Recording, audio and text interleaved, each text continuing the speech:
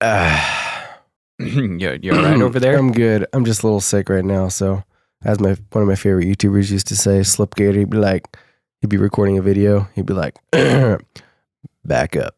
I got my husky voice on. Yeah, you definitely do. Yeah. All right. Hey, everybody. Welcome back to another episode of Mind Castle. I'm here with my bro, Reagan, obviously, except you can't tell the difference because we basically are twins in our voices. At least that's what people keep telling us, is that they can't tell us apart, which is great, except for this time I'm sick, so you probably can tell the difference. But today, we are going to be talking about some of our favorite books that we read in 2021. I personally have so much fun looking over my books again and like reviewing and be like, all right, are there any I want to reread, or like, what do I need to read next year? It was great. But before we do that, so first of all, shameless plug, I hit my reading goal this year of reading 50 books, which was like the first reading goal I've set, because this is about the first year that I've actually started reading heavily. Reagan, where are you at on your reading goal? So today is December 22nd, so I still have a couple of days left. Right. My reading goal for 2021 is 100 books, and I am at 94. So I have a little ways to go yet. Not bad. Hold it. I thought I was doing good. Yeah. Well, all right. I guess I'm going to start reading very, very rapidly then. Yeah, you need to. And the funny thing with this is on Goodreads, for those of you who track it on there, at the end of the year, it will like compile stats about what you read, and it's fascinating. So you should really look at that, because like, okay, for me, let's see, 27,739 pages read, and then it'll list like your shortest book, which is 31 pages, or your longest book, which for me was 1,014 pages. That's cool. It's kind of neat. Yeah, it's good. How do you find that? You just go into the My Books section. I don't know. And here's the part that really surprised me. Just so y'all realize, we're not cheating. Average book length in 2021 for me was 301 pages. So these aren't small. So, because Austin, you were like, well, yeah, you just read some Dr. Seuss and you can get your 100 books a year in. Oh, I found it. Stats. Oh, here we go. It's pretty amazing. Whoa. In 2021, I've read 11,000 pages. Whoa. I don't have very many stats. Just publishing year. 11,000? Okay, that's not bad. 11,000 pages, but a lot of those were audiobooks. Anyhoozle, we got slightly off track here. If you're new to Mind Castles, this is kind of where we talk about, kind of our motto is that we are trying to build better brains and have sharp minds and maintain peak performance. And so that's a lot of what we talk about on this episode or on this podcast. So back to the books. We're going to go through some of our favorite books this last year that we've read. So, Reagan, I'm just going to read my book list. I mean, I have tons of them, but I kind of narrowed it down. First one would be Goals by Brian Tracy. Very impactful. I credit a lot of my motivation and success this year to that book. That kind of kickstarted my entire YouTube revamp and rebrand, which has kind of been impactful in my life.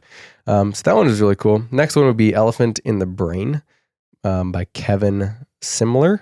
I think that's how you pronounce his name. Oh, I've been wanting to read that one. So good, man. Do you own a copy of that? No. Nuts. Scribd owns a copy of it, though, and you can listen to it for free. So I'm going to have to do that, because that sounds, I'm getting it right now. Yeah, it's super good. It goes like into the deep, dark motivations or like the real motivations for why you do things. And like some of it's not dark, but it digs deep. And one of the things that he says is at the beginning, he's like, a lot of people just really did not like this book. He's like, it's just too raw. He's like, so just prepare yourself. And then later on, he's like, there's always two reasons for doing something. The reason you say you're doing it and the real reason. And a lot of the reasons that we do things are subconscious and we don't realize it. And it kind of brings you face to face with that, which is pretty cool. And then third on my list was Think Like a Monk by Jerry Shetty, I think. Which is a really, really interesting book. I thoroughly enjoyed that book as well. Oh, personal favorite, The Art of Thinking Clearly. It's kind of like an encyclopedia of the mind. So it has, each chapter is only like a page and a half to 2 pages, and it grabs a specific aspect of the mind. Like confirmation bias, action bias, priming, like all kinds of subconscious phenomenons. And it's like, okay, here's this really cool thing that you probably didn't know that you're doing. And here's why you're doing it. And here's why you probably should stop doing it. Wait, so it's what's super the title? fascinating. The Art of Thinking Clearly by Ralph Whoa, how do you pronounce his name? Dobelli? Sorry, Ralph, if you're listening. Yeah. We have no idea how to pronounce Not trying to use your last name in vain here, but that's kind of hard to pronounce. So, for example, one of the ones I enjoyed was the action bias, which is really interesting. And so basically, he starts out the chapter by, also there's like 300 chapters because they're all so short. So it's perfect for like reading right before you go to bed because you can whip out a chapter in no time. But the action bias was really interesting because he's like talking about soccer goalies and how basically soccer goalie stands in the middle, right?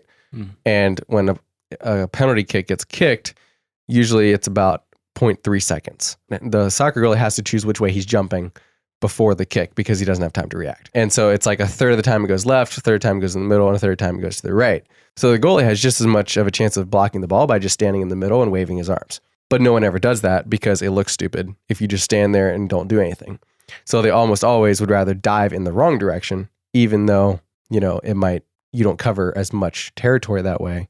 But you still look better than just standing in the middle and not doing anything. I've always wondered even though you have more of a chance of blocking it just by standing in the middle. Yeah, like, and so that's a thing, I guess. Yeah, and that's the action bias of like, we would rather be in action doing something stupid than not doing something and people thinking worse about us. Even though not doing something would probably be better. It's like, oh, that's pretty cool. And then he digs deeper and he's like, okay, so, and then he starts applying it to things like doctors and the medical field and how they do this and how business teams do this and like, yeah, marriage and like all kinds of stuff that you're just like, whoa, like this is so much deeper than just sports and like soccer and whatever. Yeah. It blew my mind. And so like, that's only just one chapter and it's literally like drinking from a fire hose. Like it's so much information just getting thrown at you at full speed. So he's like going into like neural science and things like that, right? Yeah. And brain science. Super deep. See, I'm starting to really get into that stuff because the brain is an organ, obviously, like everything else,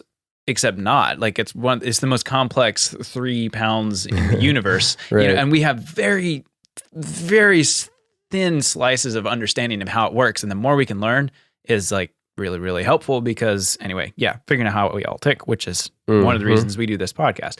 I'm wiping this off your shelf because I've seen that book on your shelf and I've always kind of wondered about it. So sign me up. The reviews online are really solid, like really good. So I use it. I sat down and well, actually I listened to it from cover to cover, but I use it a lot for my videos because say I'm doing a video on something and I'm like, oh, I think I read somewhere about this. And like I said, it covers like 300 different topics in the book. So I'll just like flip through there and be like, okay, this sounds like it applies to my video. And then I'll just read the chapter on it. And it's kind of like I said, an encyclopedia or a dictionary almost of how we think. And so you can get a lot of really good information that way. But anyway, kind of took a little while on that book. Yeah. Last book is A Million Miles in 1,000 Years by Donald Miller. That's a good one. Very interesting. Yeah, love that book. It kind of shaped a lot of how I live my life because in that book, he's talking about a movie crew, I believe, that comes and like wants to make a movie out of his life. And he starts realizing that his life is really boring and he starts applying the aspects of what make a good movie to his life. There needs to be conflict and then there's a hero and the hero overcomes the conflict and, there's resolution and all this stuff. And he starts applying it to his life throughout the book. And it's just so interesting. Like, cause he's not like, he writes all these books about amazing things and whatnot. And he's like, my life actually isn't that great, but I'm going to make it great.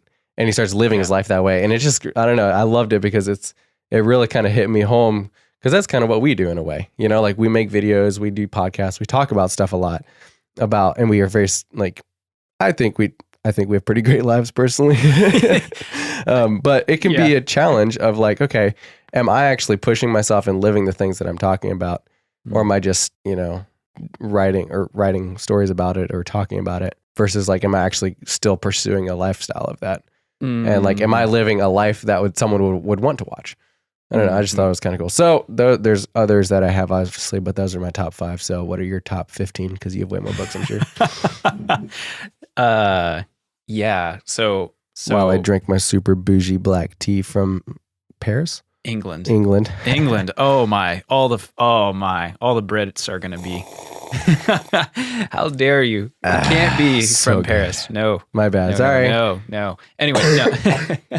So, yes, one of the things I've been getting into lately is tea, like really, really good teas from around the world. And anyway, then we have a friend in England, and she said that's like the tea that people keep in their houses, and it's the best. And when she came to the States to visit, she was like trying to find it and ordered it online or something. Anyway, so we found some, and it is really good.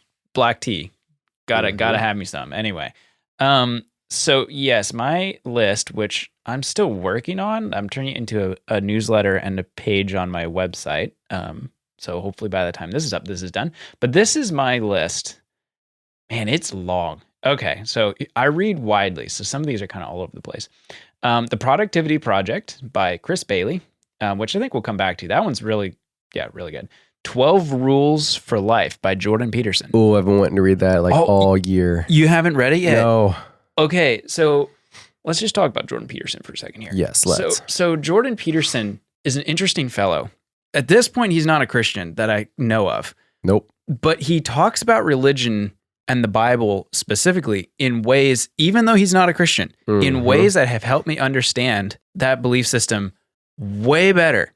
Like, I'm like, wow, like this dude is so close. He is so close to Christianity. He just can't take that last step. And I'm like, maybe one day he'll come around. But 12 Rules for Life uses some of those concepts from scripture and a whole slew of other things about what are, as the title says, things in life that are non-negotiables. Like one of them, do not lie ever. And I'm like, that's really interesting from a secular person. Yeah. And he goes into the psychology and ethics and why if we do that, it, tears. Anyway, it's super brilliant. He is a fairly controversial fellow. There's a lot of people don't like him. Kidding. But I found it to be very helpful, him bringing in some angles. I obviously disagree with him on a bunch of stuff, but bringing in some angles that I really had not thought of. Here's another one, Living Forward by Michael Hyatt.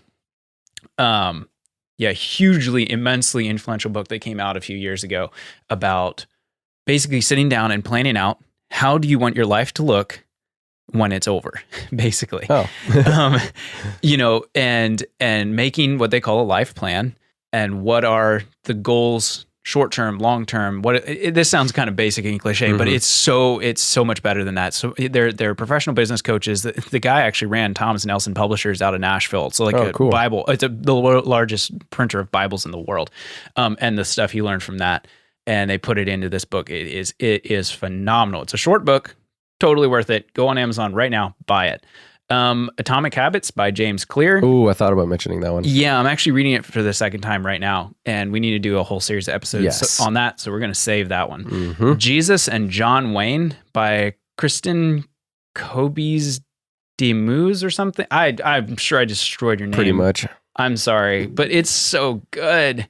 So obviously we are in America. We're Christians. Yep. And there are some really interesting cultural things in the American church that when you're here is so part of it. It's like a fish in water. You don't realize you're in water. It's so part of your ethos and your culture. So interesting. Jesus and John Wayne peels back a lot of those layers. It's almost just a piece of history, really, of the 20th century church here, specifically in America, and says, let's take a step back and see what happened here. And wow, like I listened to it. I didn't read it actually, but I really just listened to it again because it helped me really bring some clarity to some things that I've been confused by with like how the specifically evangelical church is responding to some things right now in America. This is 2021. It's been a mess with the transition in the presidency and politics and COVID and the way the church is responding to those things. It's just been really confusing to me. I was like, what is going on? I can't make sense of this. That book helped me understand it in ways that nothing else has helped me see or has helped me understand it before. So yeah, worth it. Anyway, Extreme Ownership, of course. Yeah, that has to be on the list. So, I didn't technically read that in 2021, so I couldn't put it on. When did you read it? 2020? No. 2020? Yeah, 2020. Okay. I think.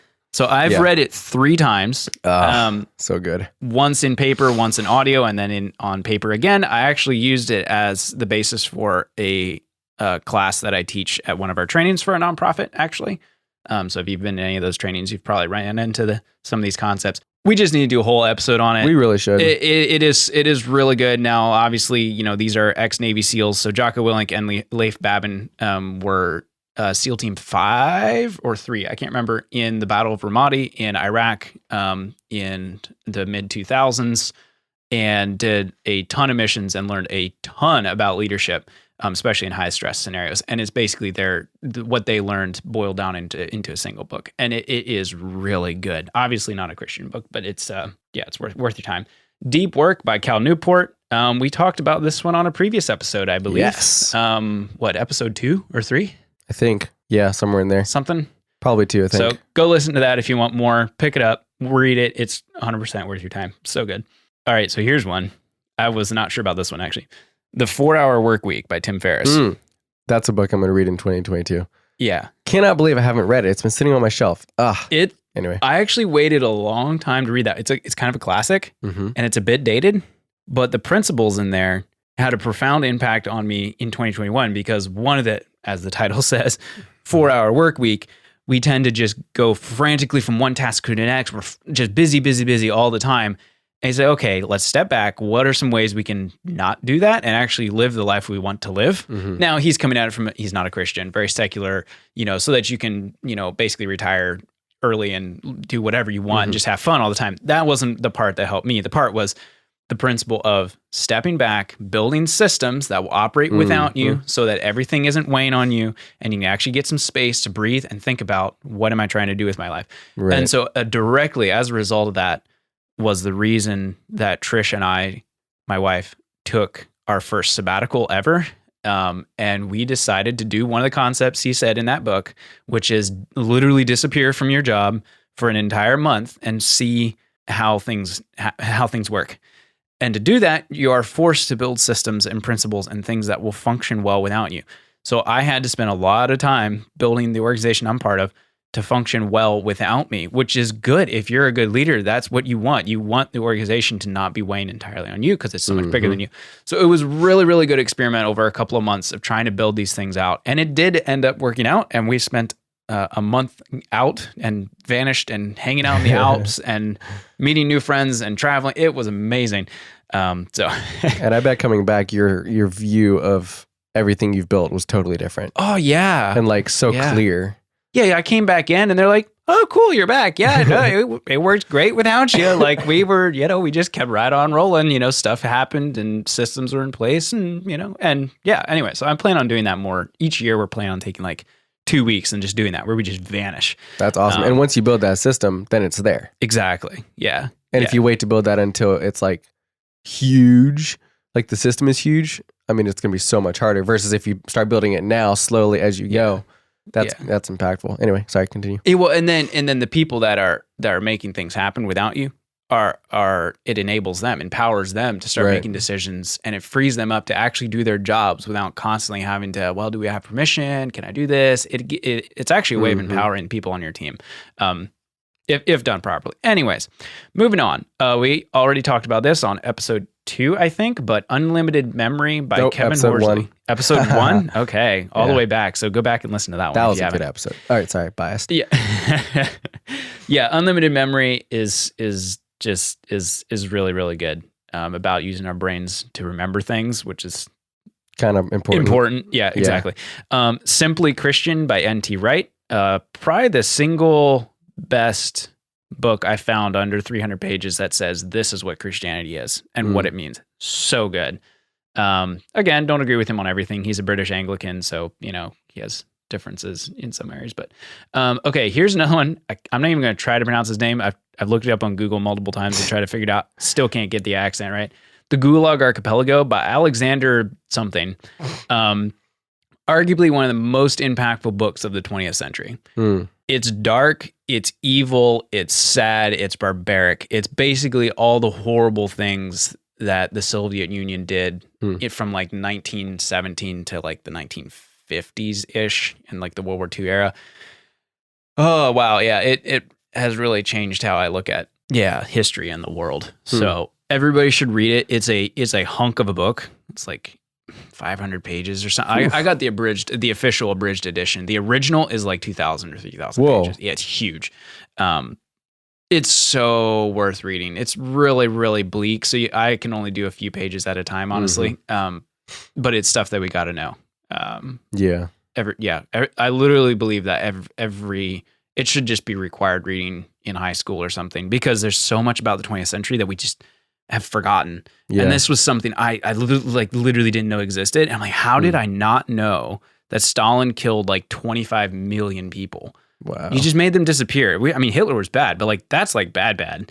You know, how did I not know about this and why they did it? He goes into really deep into the ideology and how, it really shook me up, like worldview wise, and helped me see things differently. Anyway, that's my list. A long list. Apologies. Good list. It's a good list. Yeah. I was thinking about there was a book. I think I only read probably one book this year that kind of had that same impact on me, and that's something I want to change about next year's reading.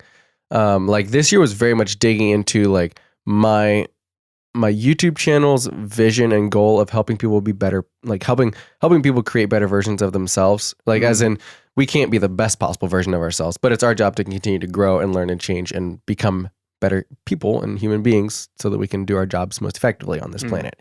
And like productivity is part of that, personal development, discipline, stretching yourself, all that fun stuff. But like so this year was kind of digging into that and like really getting in deep.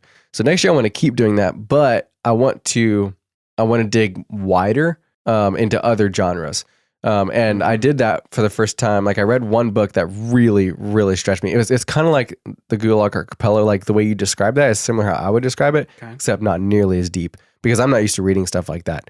That book is called Love Thy Body, which really just like, it just kind of whipped me around and shook me up because it takes a look at our society and what it dives into some really deep and very dark things about our society and why we believe, or why our society believes things, and what is causing the beliefs that are causing things to filter into our churches. Yeah. So there's a lot of things that the church is kind of pushing against, that society is that's slowly starting to infiltrate into the church. And it's like the church is trying to put out these fires of like, why we don't believe this or whatever. And we're missing the deep underlying belief and cause of what's bringing those into our world. Like the belief system behind it, kind of like what you were saying with the Gulag, where it's like, these terrible things happen and we're like, we shouldn't do that. But why did they happen? Like what actually caused the thought process behind doing that? And that's what the book digs into. And it goes into the, just some terrible, dark things that are not enjoyable at all. And like you said, like, I couldn't read probably more than a chapter at a time because it was just like so thick. You're just wading through this sludge of like terribleness. And it's hard reading, but like it took my worldview of the world I live in and just like expanded it astronomically. I mean, by far more than any other book I've read. I didn't put it like it's definitely one of my favorites, but like it wasn't on my main goal of this year as far as specific reading. Of like I was more digging down my specific avenue of what I want to teach other people. But I want to do more of that next year, and I want to thank Kirsten Yoder for suggesting that to me because I wouldn't have read it otherwise, and I got 3 other people to read it with me, so that was fun. Nice. Like that's the problem with good books is like usually the ones that matter the most or are the most important are also can also be very bleak because humanity is really messy. And that, back to the Gulag Archipelago, is one of the main points. They had this vision for a utopia of how all this would work and it would be just wonderful. It'd fix all their problems. And in service of that ideology, the individual ceased to matter. So it is like, oh, well, to make this work, this person doesn't fit. Like this person doesn't fit with what we're trying to do. Well, that's too bad. They need to get out of the way. So they would just start arresting people. They would arrest like insane amounts of people. Like we're talking millions and millions and millions of people would just vanish. and some of them would come back, some of them wouldn't, but it was like, well, but it has to happen in service of this thing that we want to do. That's super dark and sad and tragic. But like, if we forget how that happens and why it happens, we will have missed a really important piece of what makes humans really broken, and also miss some of the redemption. Like how can the redemption come as a result? So yeah, if you look at my bookshelves here, I mean, I got some stuff on here that is kind of bleak, like World War II from Japan's perspective, not America's. There's some really dark stuff on the other side too, there's one on like people who survived the atomic bomb. There's one, World War I and why it started and what it was like. These are sad things, and don't make a study diet of it, maybe, because it can kind of get you down. But it's stuff that we have to look at and say that this is part of our history, and it very well could happen again, or it is happening right now in some places. Right. And what do we know about it? And like, how do we see that? And how do we prevent it? Yeah. And make sure our children know these sort of things. Yeah. Because we're shaping a bit of the world that they're going to live in. And that goes beyond just the physical part of it. It's also the mindset we teach people, which is interesting. So you were saying in the next year, you're hoping to read more widely, you said? Yeah. Do you have specific genres in mind? I want to go into some of Socrates. Yep. I want to nail down more true, like historical stuff, like stuff that actually happened. Like I've read a lot of nonfiction, but it's not like autobiographical. Yes, that stuff like, Educated or like memoirs are really good. I want to do some more of those. I don't know. I don't have just a ton of things in mind yet, but I want to go wider. And I'm thinking probably like every third book or every fourth book is going to be something that I wouldn't normally read. That's just not even on my radar. Yep. You know how I stay on top of like what's hitting stuff, like what's going on, what's the new books happening. Every time I travel, I stop at all the bookstores and see what the bestsellers are. And if you do that all around the world, you start finding some really, really neat stuff. That's pretty cool. It is pretty awesome. So try it. Reading widely is really good. And I would suggest reading, some of the early philosophers and history. History is a big deal. This is stuff that happened to real people just like you and I, and they made some really interesting decisions. And it's very easy to judge them or try to extract lessons. Don't try to do either. Just look at it and be like, wow, here's what happened. Yo, that's something. It honestly takes some serious discipline to do that. Like it's hard enough to read, like if you don't really particularly enjoy reading or if it's tiresome.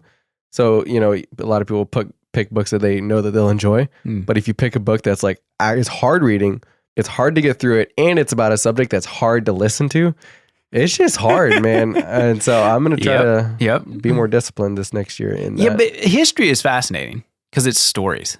That's true. If it's well-written history, because, man, I firmly believe everybody needs to have a good mental map of how we got here. Yep.